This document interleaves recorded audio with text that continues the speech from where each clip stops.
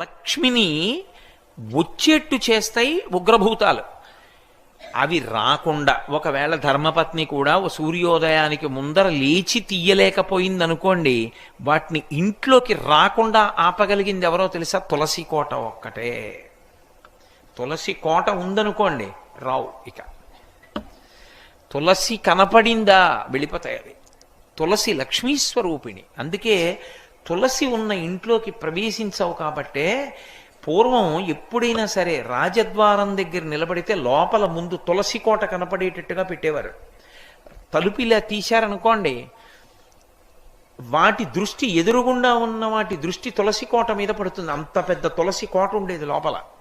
ఆ తులసి కోట కానీ ఎదురుగుండా ఉందనుకోండి, మీరు లోపలికి రావాలంటే ముందు తులసి కోట చూస్తే తప్ప ఇంకోటి కనపడదనుకోండి. లోపలికి వచ్చే ముందు ఉగ్రభూత ప్రవేశం ఉండదు. ఆ ఇంట శక్తి నిలబడుతుంది. కారణం ఏమంటే ఆ తులసికి ఉండేటటువంటి శక్తి అటువంటిది. కాబట్టి ఆ తులసి గురించి చెప్తూ ఒక మాట అంటారు. ఆమె కళ్యాణి అని ఆవిడికి పేరు. కళ్యాణి అంటే సమస్త శుభములనిస్తుంది తులసి చెట్టు. అలాగే సమస్త భద్రములనిస్తుంది తులసి చెట్టు. అందుకే ఇప్పటికీ ప్రాణోత్క్రమణం అయిపోతోంది, ఆయనంతా ఆయన తులసి కోట దగ్గరికి వెళ్ళకపోతే కనీసం తులసి నీళ్లు పొయ్యండి అని తులసి నీళ్లు పోస్తారు. ఇంకొక నీళ్లు పొయ్యరు, తులసి నీళ్లు పోస్తారు. అలా మట్టి తినడానికి అధికారం ఉన్నది, పత్రం తినడానికి అధికారం ఉన్నవి రెండే. ఒకటి తులసి, రెండు మారేడు. అసలు నేను సరిగ్గా క్రమంలో చెప్పాలంటే ముందు మారేడు, వెనక తులసి. అంత గొప్పది తులసి చెట్టు. తులసి ఆరోగ్యానికి కూడా అంత అవసరం. పూర్వం ఇంట్లో ఇప్పుడు తులసి ఎందుకు ఉంచుకునేవారంటే, పైనుంచి వాంతి కానీ కింద నుంచి అతిసారం కానీ జరిగితే ఆపగలిగినది తులసి చెట్టు ఒకటే. వెంటనే తులసి వేసేవారు. చెవి సంబంధమైన ఏదైనా వస్తే తులసి రసం పోసి ఇంద్రియాన్ని కాపాడతారు. ఎందుకంటే చెవి ప్రధానం. చెవియే జ్ఞానమునకు కారణం. ఇప్పుడు ఇక్కడ మీరు కూర్చుని ఏదైనా నా దగ్గర తెలుసుకోవాలి అంటే చెవి ప్రధానం. ఈ చెవిని రక్షించుకోవడానికి తులసి రసం పోస్తారు. ఏదైనా నొప్పో ఏదో వస్తే తులసి రసం పోస్తే చెవిని కాపాడుతుంది తులసి. అంత గొప్పది ఆయుర్వేదంలో. అందుకే తులసి చెట్లు ఉన్న చోట మీరు సాధారణంగా చూడండి, దాన్ని గొంగళి పురుగులు ఇటువంటివి ఆవహించవు. పైగా దానికి నిలవదోషం లేని పువ్వు. యథార్థంగా చెప్పాలంటే మీరు ఇవాళ సాయంకాలం తెచ్చిన పువ్వు రేపు పొద్దున్న పూజ చేయకూడదు. సూర్యోదయానికి వికసించిన పువ్వు తీసుకొచ్చి పూజ చేయాలి. చైతన్య కుసుమ ప్రియా అని పేరు. అలా చేయాలి తప్ప ఇవాళ రాత్రి పువ్వులు కొని రేపు పొద్దున్న పూజ చేస్తానండి అంటే ఆ పూజని పూజగా స్వీకరించారు దేవతలు. ఏదో తప్పక పట్టణాల్లో ఉన్నామండి, కొద్దిగా నీళ్లు జల్లుతాం, అందుకే తద్దోష నివారణార్థం కసిన నీళ్లు జల్లి పూజ చేస్తాం. ఇప్పుడు నా ఇంట్లో పూల మొక్కలు తెమ్మంటే ఇప్పుడు నన్ను పువ్వులు పూజ చేయమంటే ఎక్కడ చేయను? అలా లేకపోతే అక్షతలు చేయమని చెప్పింది శాస్త్రం. కానీ దానికి బదులుగా ఏదో కాసి నీళ్లు జల్లి పువ్వులు పూజ చేయడం. తులసికి ఒక లక్షణం ఉంది. అయితే తులసి ఎప్పుడు పడితే అప్పుడు కొయ్యకూడదు. కొన్ని తిథులు ఉన్నాయి. ఆ తిథుల్లో తులసి చెట్టును ముట్టుకోకూడదు, పత్రి కొయ్యకూడదు. ఆ తులసి తెచ్చి ఇంట్లో ఉంచుకుంటే మీరు కొన్నాళ్ల పాటు పూజ చేయొచ్చు. అందుకే సాధారణంగా ప్రయాణంలో ఉన్నప్పుడు ఏం చేస్తారంటే ఇంత తులసి ఇన్ని మారేడు దళాలు పెట్టిలో పెట్టుకుంటారు. పూజ పెట్టని ఒకటి ఉంటుంది. ఎవరికైనా అలవాటు ఉంటేను, బట్టలు తప్ప అవన్నీ ఎందుకండి మాకు అనుకునే వాళ్ళకి అవన్నీ ఎందుకు? కాసిన మారేడు దళాలు కలిసిన తులసి పెట్టుకుని తాను ఎక్కడున్నా దీంతో పూజ చేస్తాడు. వాటికి నిలవదోషం లేదు. మారేడుకు మరీ ఎక్కువ, అవి ఎండిపోయినా చేయొచ్చు. కాబట్టి ఇన్ని శక్తులు ఉన్నది. అందుకే నమస్తులసి కళ్యాణి, నమో విష్ణు ప్రియే శుభే, నమో మోక్ష ప్రదే దేవి, నమః సంపత్ ప్రదాయకే. ఈ శ్లోకం చెప్పి నీళ్లు పొయ్యాలి తులసి కోటలో. ఎందుకు పోస్తారు అంటే తులసి ఒక్క దాంట్లో తులసి కోటలో నీళ్లు పోశారండి అంటారు. ఇళ్లల్లో చూడండి. అలా అనడానికి కారణం ఏమిటో తెలుసా? అనేకమైనటువంటి చెట్లు ఏడుస్తాయి ఒక ఇల్లు కట్టుకుంటే. మనం ఎందుకు ఏడుస్తాయంటే చెట్లకి ప్రాణం ఉంటుంది. ఆ ప్రాణం కూడా వాటికి ఎలా ఉంటుందంటే అది తొందరగా వ్యానం విడిచిపెట్టదు దాన్ని, అది పట్టుకుంటుంది చెట్టుని. అందుకే పెద్ద పెద్ద చెట్లని కొడితే పూజ చేయకపోతే అక్కడ ప్రమాదాలు జరుగుతూ ఉంటాయి. ఆ చెట్టుని పడగొట్టి కోసి తెచ్చి చిత్రియ పట్టి మనం తలుపులు కిటికీలు పెడతాం. అవి ఏడుస్తాయి. నన్ను ఇలా తీసుకొచ్చి పెట్టాడు, పచ్చగా చెట్టుగా ఉండేదాన్ని నరికి తెచ్చాడని. అవి పడుతున్న బాధ పోవాలంటే వాస్తుహోమం చేసి గృహప్రవేశం చేస్తారు. రామాయణంలో రాముడే చెప్తాడు, దీర్ఘాయుష్మంతుడు కావాలి, ఇంట్లో ఉన్న యజమాని సంతోషంగా ఉండాలి అంటే తప్పకుండా వాస్తుహోమం చెయ్యాలి అని చెప్తాడు లక్ష్మణస్వామితోటి. కాబట్టి ఆ చెట్లకి ఇన్ని చెట్లు నరికి తెచ్చి ఇంట్లో కిటికీలు తలుపులు పెట్టుకున్నటువంటి దోషం విరిగిపోవాలంటే కొన్ని చెట్లు పెంచి నీళ్లు పొయ్యాలి. అన్ని చెట్లు పెంచడానికి నీకు ఇల్లు లేకపోతే తులసి కోటలో ఇన్ని నీళ్లు పోస్తే చాలు. ఇన్ని నీళ్లు పోస్తే అన్ని చెట్లు నరికిన పాపం పోతుంది, ఈ చెట్లు సంతోషిస్తాయి. ఒక్క తులసి చెట్టుకి నీళ్లు పోసాడు చాలు, మేము వీడి ఇంటికి కిటికీలుగా తలుపులుగా ఉంటామని కోరుకుంటాయి. అందుకే తులసికి నీళ్లు పొయ్యాలి. ఇళ్లల్లో తులసి కోట ఉంచుకుని తప్పకుండా నీళ్లు పోస్తూ ఉంటారు. నమస్తులసి కళ్యాణి, ఆమె కళ్యాణి, సమస్తమైనటువంటి మంగళములకు కారణము. నమో విష్ణు ప్రియే శుభే, ఆమె విష్ణువుకి ప్రియపత్ని. లక్ష్మియే తులసిగా ఉంటుంది లోకంలో, లక్ష్మీదేవి అంశ. అందుకే బ్రహ్మగారు వరం ఇచ్చాడు. సరే, జలంధరోపాఖ్యానానికి ముందు తులసి యొక్క వృత్తాంతంలో ఆయన ఇచ్చిన వరాలలో ఉంది, నువ్వు లక్ష్మీ స్వరూపిణివి అని.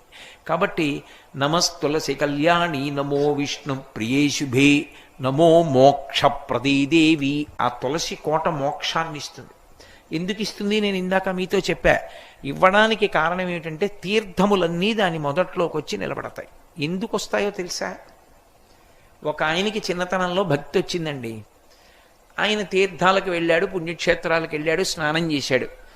ఒక ఆయన సరి అయిన మార్గంలో నడవలేదు. కానీ వయసు ఉడిగిపోయిన తర్వాత తెలుసుకున్నాడు, అరే రే తీర్థం ఎంత గొప్పదిరా, ఎప్పుడు చేయలేదు నేను తీర్థస్నానం, పాడు చేసుకున్నాను రా అని బాధపడ్డాడు. ఇప్పుడు ఎలా మళ్ళీ కిందకి వెళ్ళగలడా? ఓపిక వస్తుందా? వెళ్ళి స్నానాలు చేయగలడా? చేయలేడు. ఆయన ఆర్తి తీర్చడానికే తీర్థములన్నీ తులసి కోట మొదట్లో ఉంటాయి. ఇప్పుడు ఆ నీళ్లలో, తులసిలో నీళ్లు పోస్తే ఆ మొదట ఉన్న మట్టి అందులోకి వస్తుందా? ఆ నీళ్లలో వేళ్లు పెట్టి ఇలా అనుకున్నాడు అనుకోండి, సమస్త తీర్థస్నానం చేసినట్టే.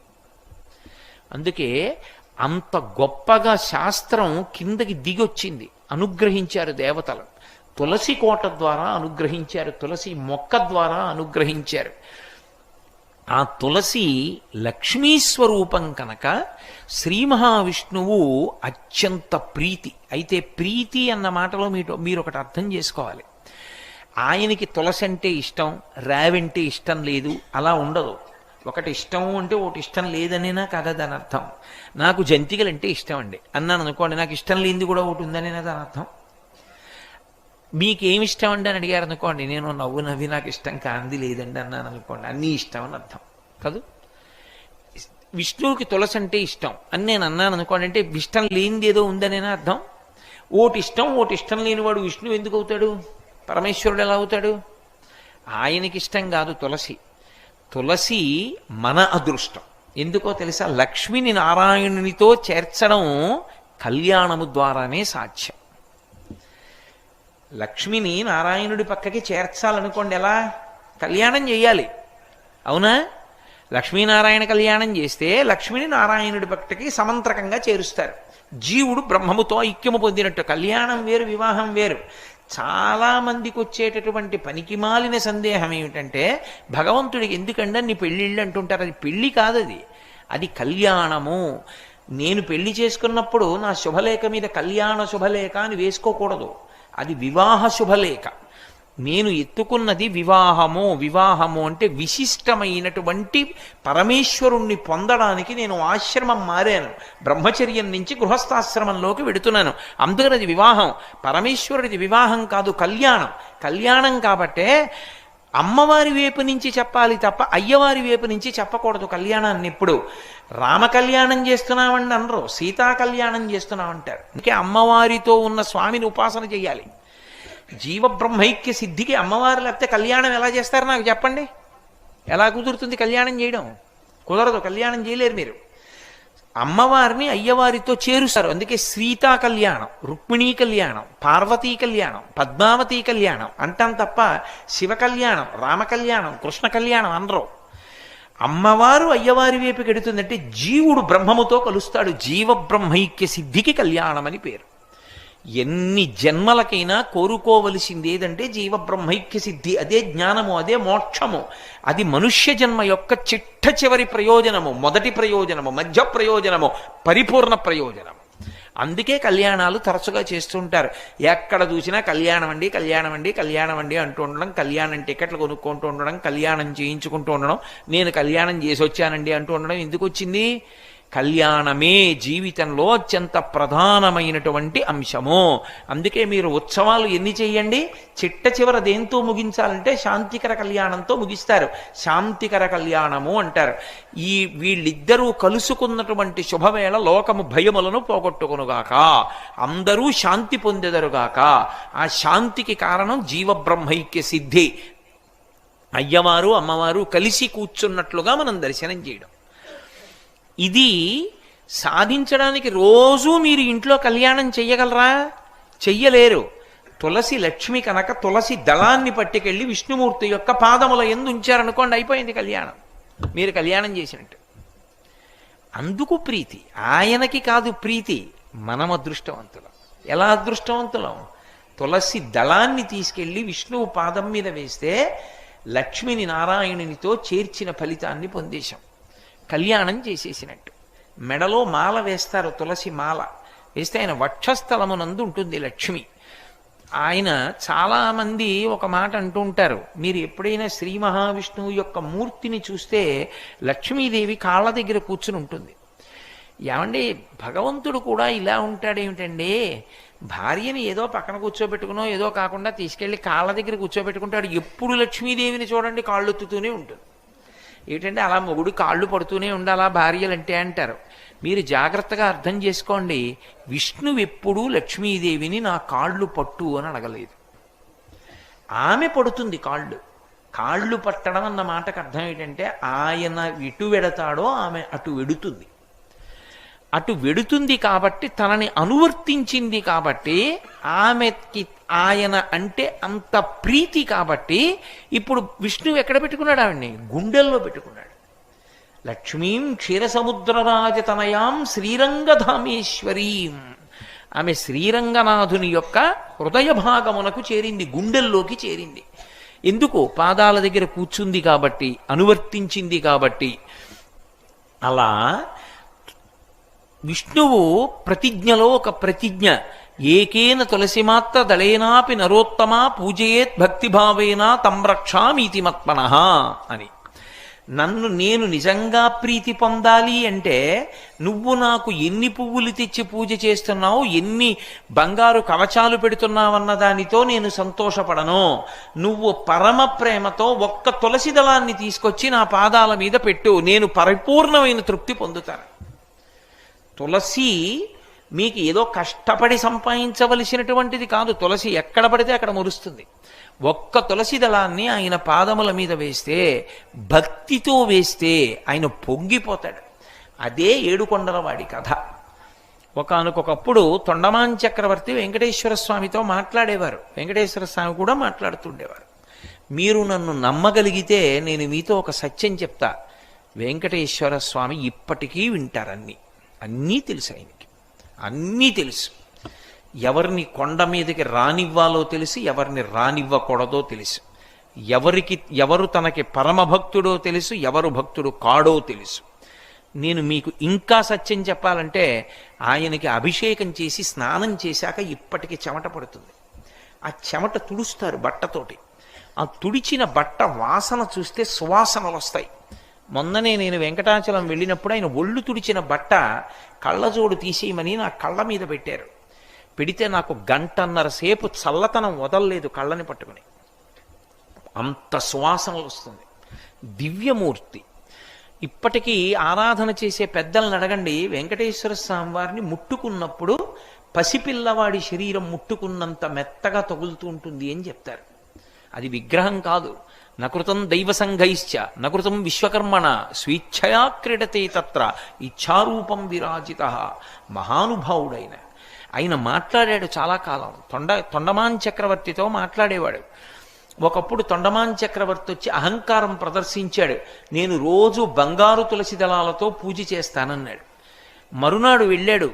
వెళ్ళేటప్పటికి ఆయన కాళ్ళ మీద బంగారు తులసి దళాలు లేవు, పక్కకి వెళ్ళిపోయి మట్టి తులసి దళాలు ఉన్నాయి. తెల్లబోయి అడిగాడు, ఇదేమిటి నేను బంగారు తులసి దళాలతో పూజ చేస్తే పక్కకి తోసేసి బంకమట్టి తులసి దళాలు నీ పాదాల మీద ఉన్నాయన్నాడు. నువ్వు చేసిన పూజ ఏ పూజ? నేను బంగారు తులసి దళాలతో చేస్తున్నానని అహంకారంతో చేశావు, పక్కకి తోసేశాను.